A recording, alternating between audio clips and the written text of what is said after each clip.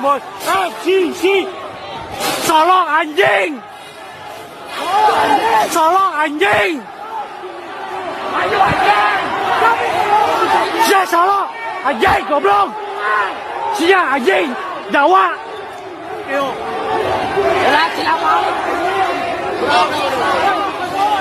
Jawa anjing. Naon goblok. Nah, gimana? Udah denger sendiri kan sama kalian? Jadi, buat yang kemarin rame minta cabut larangan supporter away, ya silakan cari orang-orang di video ini dan gebukin sekalian. Sebab ya gimana pemerintah izinkan supporter away, gimana PSSI mau nyabut larangan supporter away kalau kelakuannya masih kayak gitu. Nanti kalau ada yang komentar, "Ah, lu tahu apa? Lu kan gak ada di sana." Lah, apa bedanya saya di sana nggak di sana? Apa perlu? Apa masih pantas adanya kata-kata kotor kayak gitu? Kan belum tentu juga orang-orang yang ngomong kayak gitu mereka lagi sadar. Siapa tahu kan mereka lagi mabok. Makanya ya, kita itu jangan selalu menyalahkan pemerintah. Jangan selalu menyalahkan PSSI soal larangan supporter away. Tapi introspeksi diri juga. Ini kalau kelompok supporter disalahin, pasti mereka ngomong gini nih, "Emang ada bukti itu anggota kami?" Gitu kan? Atau mereka akan ngomong begini nih, "Ah, mereka duluan tuh yang mulai," gitu kan. Makanya ya, betul kata Erick Thohir, harus dibikinin dulu daftar atau juga data para supporter agar nantinya ke data kayak gitu. Jadi kan kalau ada supporter yang melakukan kayak gini, itu bisa ketahuan kelompok supporter mana. Jadi emang sangat sulit buat membenahi sepak bola Indonesia. Di dalam federasinya masih banyak mafia. Di dalam klubnya masih banyak mafia juga. Di dalam pemainnya pun masih banyak mafia juga. Di supporternya pun ternyata masih banyak mafia juga. Jadi sangat sulit buat jadi sepak bola profesional dan bersih di Indonesia itu. Tapi ketika liganya hancur atau jeblok, yang jadi kambing hitam yang disalahin pasti cuma satu, yakni PSSI.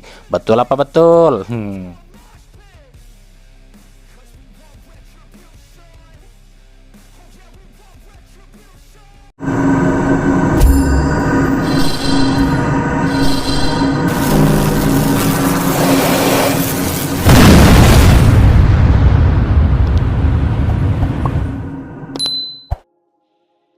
Dari Persib Bandung, Persib sudah melengkapi slot 8 pemain asingnya dengan mendatangkan Bang Mail alias Mailson 5 asal Tanjung Verde berpaspor Belanda. Tapi ini belum final loh ya. Sebab Boyan Hodak masih mengatakan akan mengevaluasi ini sampai akhir bulan Agustus atau sebelum bursa transfer ditutup di September ini loh ya. Kalau memang Hodak ini merasa ada yang nggak sesuai, ya bisa saja akan terjadi perombakan lagi di tubuh Persib sebelum jendela transfer ditutup. Nah, bicara soal beberapa pemain lokal, ini kan kemarin udah kita tahu sama-sama ya apa yang diucapkan Aditya Putra Herawan. Soal katanya kan yang akan datang itu adalah ada pemain timnas, ex pemain timnas, dan calon pemain timnas. Sekarang kita intip aja ya. Kalau pemain timnas itu kan ada Dimas Drajat, Adam Alis, dan kemungkinan Sadil Ramdhani ya. Yang tersisa berarti mantan pemain timnas dan calon pemain timnas. Nah, kira-kira siapa menurut kalian ya calon pemain timnas dan mantan pemain timnas tersebut ya?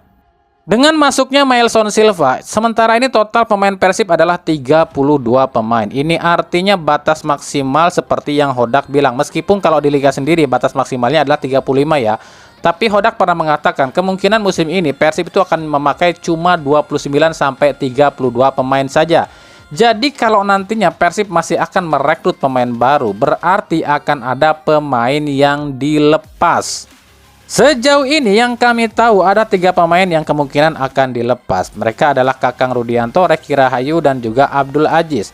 Reky Rahayu kemungkinan akan dilepas, sementara Kakang Rudianto kemungkinan akan ke Bayangkara FC dan Abdul Aziz akan dipinjamkan ke salah satu tim entah Liga 1 atau Liga 2 ya. Tapi kami pastikan ini semua masih sebatas rencana aja loh ya. Kenapa 3 pemain ini yang akan dilepas? Karena mungkin ya sesuai dari kebutuhan tim dari Hodak ya. Ditambah juga akan masuknya Sadil Ramdhani dan juga yang satu lagi yang lagi dalam proses adalah Imade Andika ya. Jadi misalnya Sadil dan Imade Andika jadi direkrut, berarti Persib cuma bisa menambah 1 pemain lokal lagi. Nah, kira-kira ada yang tahu siapa ya pemain tersebut?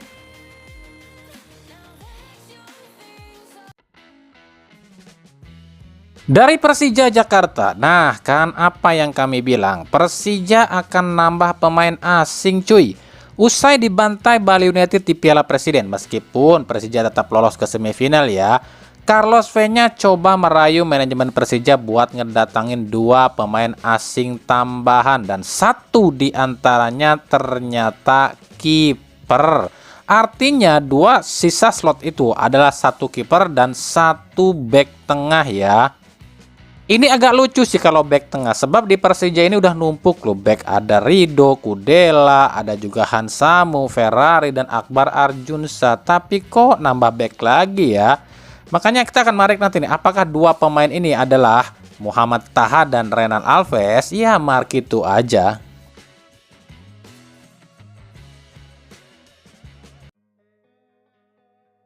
Dari Madura United, Haudy Abdillah dipastikan akan absen lama nih, mungkin bisa sampai pertengahan musim ya. Maka Madura pun coba membidik pemain baru lain untuk menggantikan Haudy untuk sementara. Sejumlah nama pun coba diseleksi seperti Jajang Mulyana, Agung Prastio, Sandi Ferizal, sampai Erwin Gutawa. Sebenarnya kalau pemain lokal berposisi back ini cukup banyak ya, masih menganggur. Selain nama-nama tadi, ada juga nama Bayu Fikri, Salman Al-Farid, Ahmad Rusadi, Harina Tustion, dan juga Danis Saputra. Tapi kalau kami lihat ya, di Madura ini justru bukan sisi pertahanan yang harus ditambah. Mungkin pertahanan pun ditambah, tapi sisi penyerangan yang justru harus lebih ditambah. Sebab kalau kami lihat, Maxwell dan Nulinha ini tuh belum terlalu nyetel ya. Buktinya di turnamen ini aja mereka nggak terlalu nyetel satu sama lain. Tapi kita akan lihat nanti apakah akan ada perombakan yang lebih signifikan di Madura United.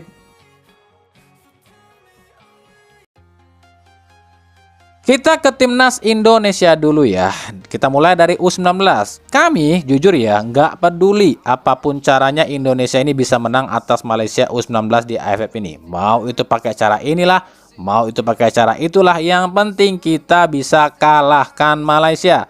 Sebab sejauh ini kita ini belum pernah loh kalahkan Malaysia di U19 loh ya.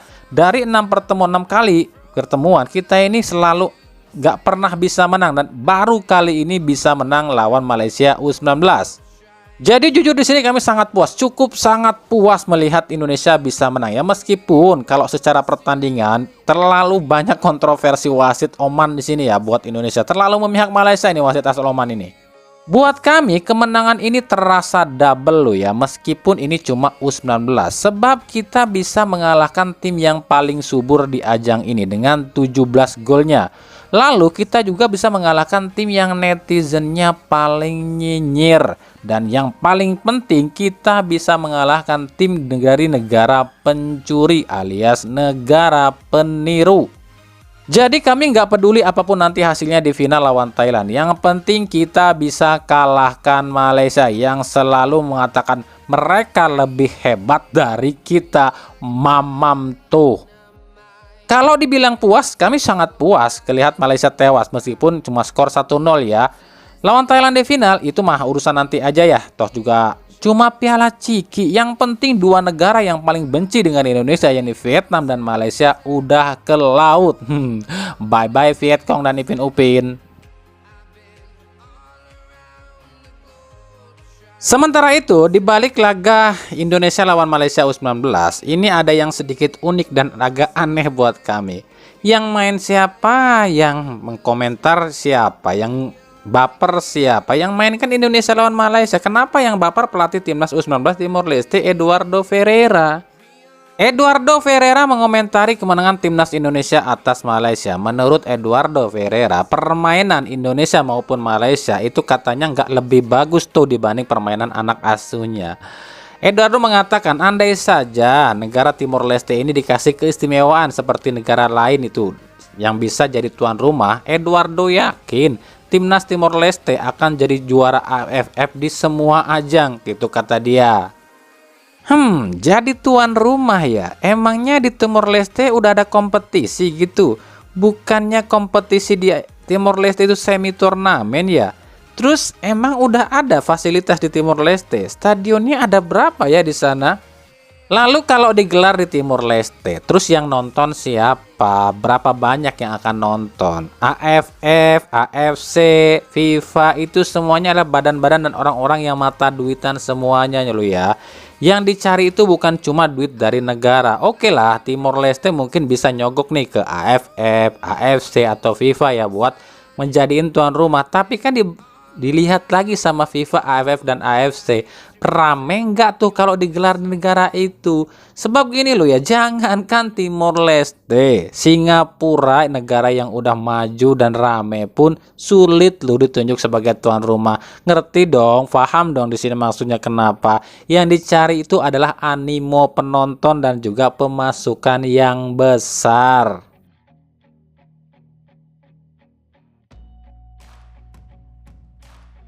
Lalu bagaimana dengan timnas senior? Usai mendapatkan golden visa, Sintayong justru lagi kebingungan nih meracik strategi buat timnas. Sebab Sintayong ini diminta meracik 2 timnas sekaligus, yakni AFF dan Piala Dunia.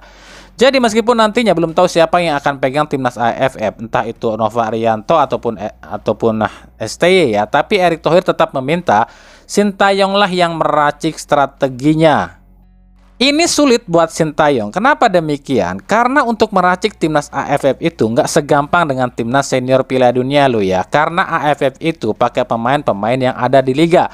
Sementara AFF jalan, liga pun jalan, otomatis Sintayong nggak bisa bebas ambil pemain meskipun sudah ada perjanjian jika setiap pelatih di Liga 1 wajib melepas pemain yang diminta PSSI. Tapi kan kita tahu lah di Indonesia terlalu banyak alasan dari klub untuk menahan pemainnya. Inilah yang bikin Sintayong agak pusing jika harus meracik strategi untuk timnas AFF meskipun nantinya bukan dia yang megang lo ya.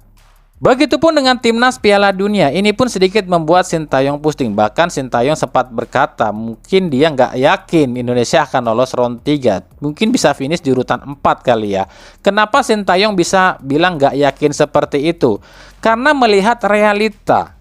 Buat kami wajar kenapa Sintayong bisa pesimis. Beberapa pemain timnas senior kita saat ini belum punya klub loh ya. Ini tentu akan membuat performa para pemain timnas kita ini turun. Apalagi PSSI udah nggak akan lakukan yang namanya TC jangka panjang lagi buat timnas. Sintayong tentu nggak bisa minta pemain baru sebab terbentur waktu. Kalau minta pemain naturalisasi baru juga nggak akan cukup waktunya. Akhirnya Sintayong pun merencanakan ini pemain baru akan kumpul tanggal 3 September nanti. Untuk AFF sendiri, rencana Sintayong ini akan mengambil atau mencomot ya pemain-pemain dari U16, U19, U23 dan timnas senior. Jadi intinya yang akan diambil Sintayong di AFF itu adalah pemain-pemain yang bagus-bagusnya aja di U16, U19, U23 dan senior. Ya kita tunggu aja seperti apa sih rencana Sintayong buat 2 timnas di dalam waktu dekat ini.